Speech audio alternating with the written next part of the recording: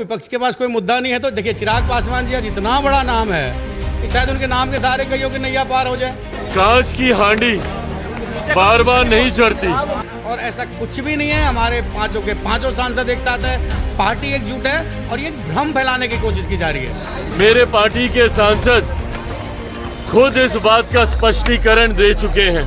ये चिराग पासवान एक तूफान है और तूफान से टकराकर कश्तियां वापस चली जाती है। तो चिराग पासवान से टकराने का मतलब अपने आप सर दीवार से पटकने के जैसा है। चिराग पासवान को ना कोई तोड़ पाया था, उनकी पार्टी को ना कोई तोड़ पाएगा और ना ही टूटेंगे। लोक जनशक्ति पार्टी रामविलास एनडीए के अहम घटक दल है और एनडीए के साथ प्रधानमंत्री के साथ सशक्त तरीके से खड़े हैं। चिराग पासवान या लोक जनशक्ति पार्टी रामविलास के बढ़ते प्रभाव को इस तरीके के र्यूमर से डरा कर रोक लेने की विपक्ष की ये सोच कभी धरातल पर नहीं उतरेगी।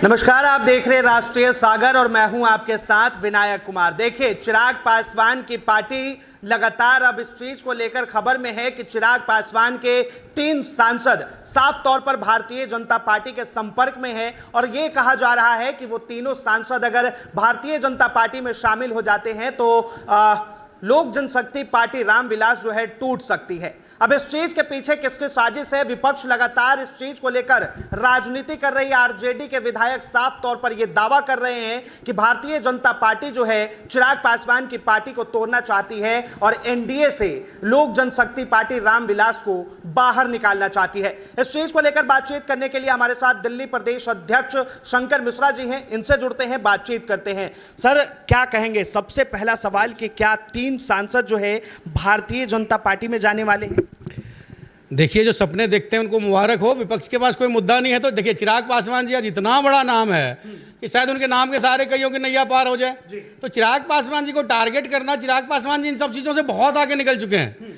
एनडीए के सबसे मजबूत घटक दल है लोजपा रामविलास और हमारे नेता प्रधानमंत्री जी के हनुमान कहलाते थे, कहलाते हैं और कहलाते रहेंगे। और हम लोग बिल्कुल हनुमान के तर्ज पे मेरे नेता ने काम किया है। और अगर कोई पार्टी कह रही है, आरजेडी ये बातें कह रही है, तो वो हमारे साथ, मेरे नेता के साथ अपने नैया पार करवाना चाहते हैं और ऐसा कुछ भी नहीं है। हमारे पांचों के पांचों सांसद एक साथ है, पार्टी एकजुट है और ये भ्रम फैलाने की कोशिश की जा रही है। एनडीए इतनी मजबूत हो चुकी है कि अब ये कई राज्यों में चुनाव है, आने में 25 में भी, बिहार में भी चुनाव है और अगर इंडिया एकजुट रहेगा तो तेजस्वी जी को 0 पे आउट होना है। तो इसलिए एक भ्रामक चीज फैला दी जा रही है कि एनडीए में चिराग पासवान जी की पार्टी टूट रही है, टूट रही है। कहीं कुछ नहीं टूट रही है, पार्टी एकजुट है। पांचों चारों सांसद चिराग जी के साथ खड़े हैं, पूरी पार्टी उनके साथ खड़ी है और हम लोग इंडिया के सबसे मजबूत घटक दल है। आरजेडी नेता हैं, विधायक हैं मुकेश रोशन, वो साफ तौर पर लगातार कहे जा रहे हैं कि बीजेपी जो है एलजेपी को तोड़ना चाहती है, चिराग पासवान की पार्टी को खत्म करना चाहती है। नहीं, हमारे पार्टी, मेरे नेता को खत्म करने की बहुत लोगों ने पहले भी कोशिश किया है। ये चिराग पासवान एक तूफान है और तूफान से टकराकर कश्तियां वापस चली जाती है।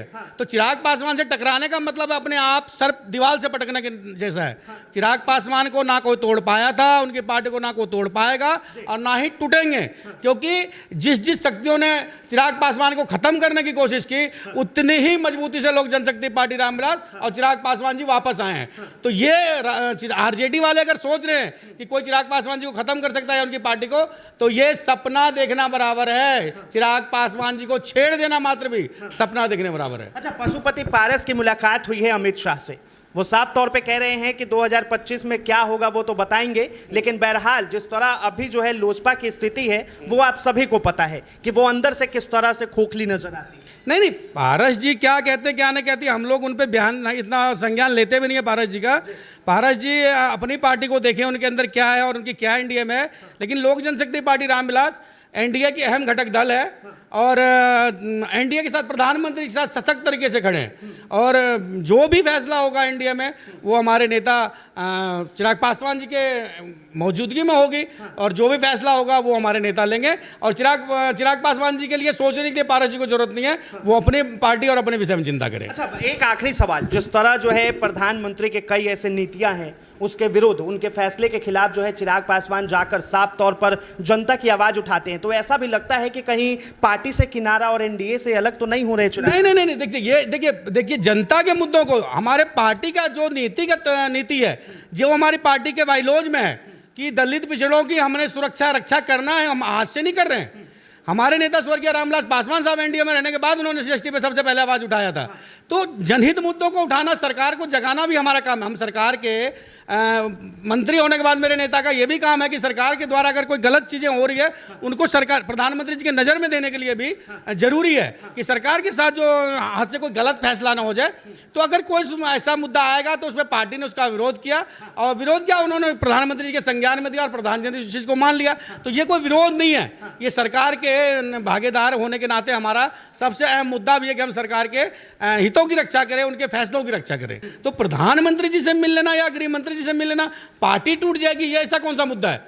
और बहुत सारे विपक्ष के सांसद भी मिलते हैं अमित शाह जी से और प्रधानमंत्री जी से, इसका मतलब वो लोग सब उसमें शामिल हो रहे बीजेपी में। बहुत बहुत धन्यवाद तमाम जानकारी के लिए। तो साफ तौर पर आपने दिल्ली प्रदेश अध्यक्ष शंकर मिश्रा को सुना, और साफ तौर पर जिस तरह से चिराग पासवान की पार्टी के 3 सांसदों का लगातार जिक्र किया जा रहा है कि वो भारतीय जनता पार्टी के संपर्क में है।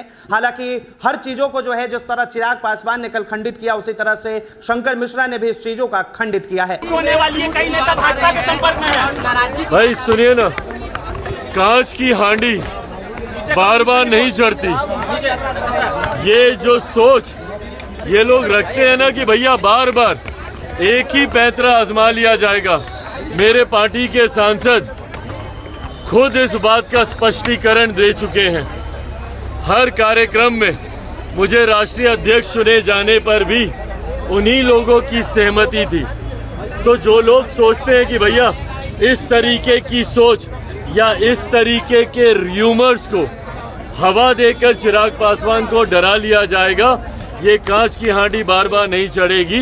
ये जो सोच है, जो मंशा है चिराग पासवान या लोक जनशक्ति पार्टी रामविलास के बढ़ते प्रभाव को इस तरीके के र्यूमर से डरा कर रोक लेने की विपक्ष की ये सोच कभी धरातल पर नहीं उतरेगी। फिलहाल इस चीज को लेकर आप क्या सोचते हैं, अपनी प्रतिक्रिया जरूर दें। फिलहाल के लिए इतना ही। कैमरा जर्नलिस्ट सानू कुमार झा के साथ मैं विनायक कुमार, राष्ट्रीय सागर, नई दिल्ली।